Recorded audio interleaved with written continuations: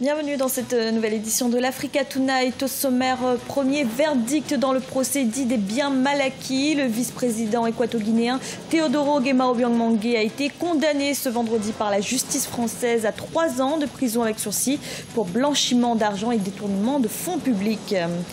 Les Kenyans, dans l'attente des résultats de l'élection présidentielle, le scrutin qui s'est déroulé ce jeudi 26 octobre a été marqué par une forte abstention. Le taux de participation atteindrait péniblement les 35%.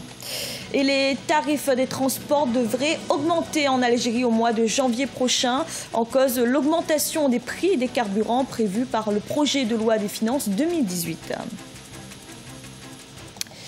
Il s'agit du premier jugement rendu dans l'affaire dite des biens mal acquis. Le vice-président de Guinée équatoriale, Teodoro Guema Obiang Mangué, a été condamné ce vendredi à 3 ans de prison avec sursis. Il lui est reproché de s'être constitué frauduleusement un patrimoine considérable en France. Les avocats de la défense dénoncent une décision militante. Ashley Duprat. Le verdict est tombé ce vendredi 27 octobre 2017. Teodoro Guema Obiang Mangué, vice-président de la Guinée équatoriale, a été reconnu coupable de blanchiment d'abus de biens sociaux, détournement de fonds publics, abus de confiance et corruption en France. Il écope de 3 ans de prison avec sursis et 30 millions d'euros d'amende avec sursis. Je ne suis pas surpris parce que j'ai suivi certes de loin le procès.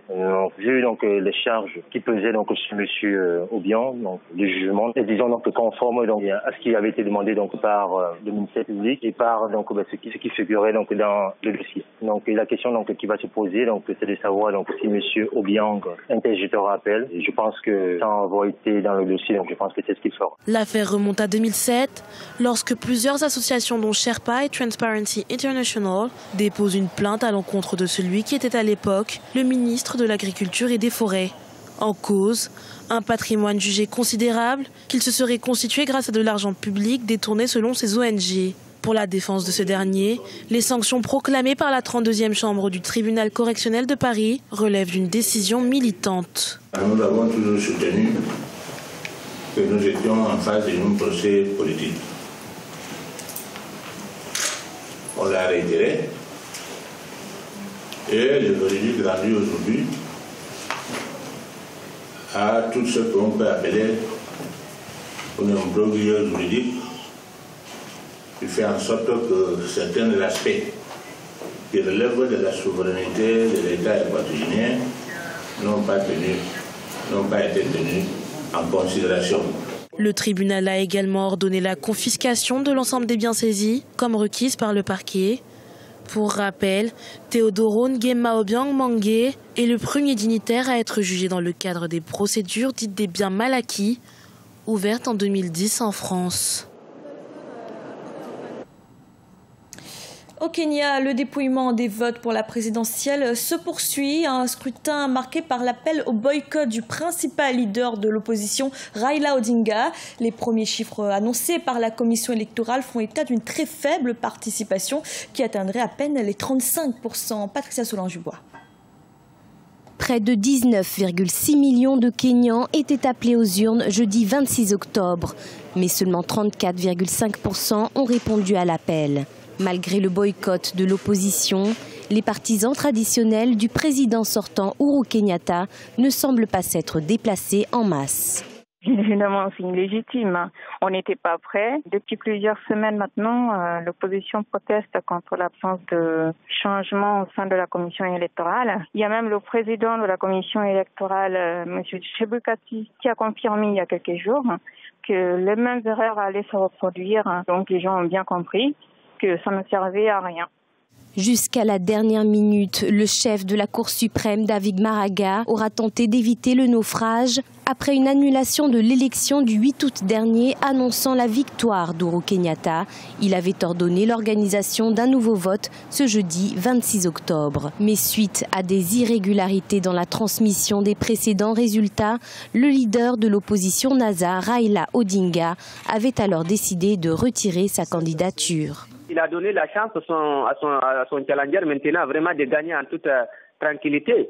Parce que même si le score et le taux de participation est faible, de toutes les façons, c'est celui qui a gagné, c'est celui qui a accepté d'aller aux élections. Et la Cour encore a donné la chance aux autres petits candidats de participer. Tout cela donne une petite légitimité également à son challenger. Après 2 longs mois de chambardement politique et institutionnel, le Kenya va enfin être fixé sur son sort. Mais la crédibilité du scrutin est d'ores et déjà remise en cause. Un appel à la résistance a été lancé par l'opposant Raila Odinga à ses fidèles. Il plaide également pour l'organisation d'une nouvelle élection dans les 3 mois à venir. Et sachez que la commission électorale a décidé de reporter le scrutin dans 4 comtés de l'ouest du pays qui était prévu ce samedi. Dans ces 4 provinces sur les 47 que compte le pays, la présidentielle de jeudi n'avait pu être organisée pour des raisons sécuritaires. Aucune nouvelle date n'a pour l'instant été indiquée. En Algérie, les usagers des transports devraient connaître une hausse des tarifs dès le mois de janvier prochain. Le projet de loi des finances 2018 prévoit en effet une hausse des prix des carburants, une mesure que dénonce le syndicat des transporteurs privés. Corinne Candem. Vers une augmentation de 100% des tarifs des transports en Algérie. C'est l'annonce faite par le président du syndicat national des transporteurs privés, Hossein Bounekaba. En effet, l'annonce d'une probable hausse des prix du carburant a créé le mécontentement au sein des syndicats de transport. Si le gouvernement ne répond pas à leurs propositions, cette mesure qui s'avère inévitable sera effective dès janvier 2018. Les prix des transports seront revus à la hausse et c'est les démunis qui vont en pâtir. Ce n'est pas une solution. En tant que chauffeur de taxi, augmenter nos prix ne nous arrange pas, mais nous n'avons pas le choix. En effet, le texte de projet de loi de finances de l'année 2018 comporte certaines augmentations de taxes, dont la taxe sur les produits pétroliers, à savoir le gasoil, l'essence et le sans-plomb. Augmentation qui serait donc la 3e appliquée dans la catégorie des produits pétroliers après celle de 2016 et 2017. Le nouveau projet de loi de finances en Algérie qui fixe le budget de l'État pour l'exercice 2018 à venir à la hausse peut se justifier de mon point de vue. Parce qu'en fait, il importe de dire que le prix du baril du pétrole a plongé depuis 2014, mais il était allé tellement bas qu'il a frôlé $30. Et vous savez, l'Algérie fait partie du top 3 des grands producteurs de pétrole en Afrique. Vu, c'est logique que les pouvoirs publics aient pu envisager pour l'exercice à venir de fixer le budget à la hausse. En 2 années, les prix des carburants ont pratiquement doublé en Algérie. En ce sens, il faudra s'attendre à une augmentation substantielle des tarifs des compagnies aériennes également. Ces augmentations toucheront aussi les produits alimentaires, notamment agricoles en 2018.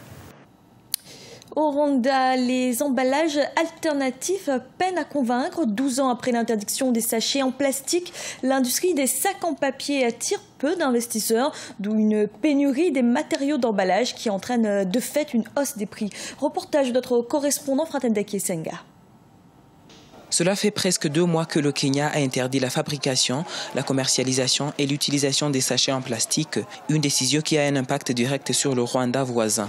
En effet, depuis quelques semaines, on remarque une hausse remarquable des prix des emballages en papier sur les marchés du Rwanda. Exemple au marché de Kimironko à Kigali. Un kilo d'emballage en papier atteint actuellement 2500 francs rwandais, alors qu'avant on l'achetait à 1400 ou 1500 francs. Du coup, on est obligé d'augmenter le prix des marchandises pour pouvoir les emballer ou bien le client est obligé d'amener son propre emballage. Les données de l'Office rwandais de développement montrent que les clients de petits sacs en papier ont acheté pour 3,2 millions de dollars de sacs en 2012 et 90% de l'approvisionnement venait du Kenya. Et maintenant, ce sont les Kenyans qui viennent s'approvisionner au Rwanda. Depuis l'interdiction des sachets en plastique au Kenya le mois passé, nous avons beaucoup de clients qui sollicitent nos produits. Par exemple, la semaine passée, nous avons envoyé 59 tonnes d'emballage au Kenya et nous recevons chaque jour beaucoup d'appels provenant des clients kenyans. À part l'interdiction du plastique au Kenya, les experts attribuent la montée des prix d'emballage alternatifs au coût élevé des matières premières au Rwanda. 12 ans après l'interdiction réussie des produits en plastique, l'industrie des sacs en papier n'est pas encore en mesure de satisfaire le marché local. Et du sport avec la finale de la Ligue des Champions qui sera 100% Afrique du Nord. Le Wydad de Casablanca affrontera le club égyptien d'Al Ahly. Le match aller est prévu ce samedi 28 octobre au stade Borj Al Arab d'Alexandrie. Une finale qui s'annonce équilibrée au vu du parcours des 2 équipes qui étaient logées dans la même poule en début de compétition. Ce journal a été réalisé par l'ensemble de la rédaction. Merci de l'avoir suivi. Retrouvez dans un instant une nouvelle édition de l'information.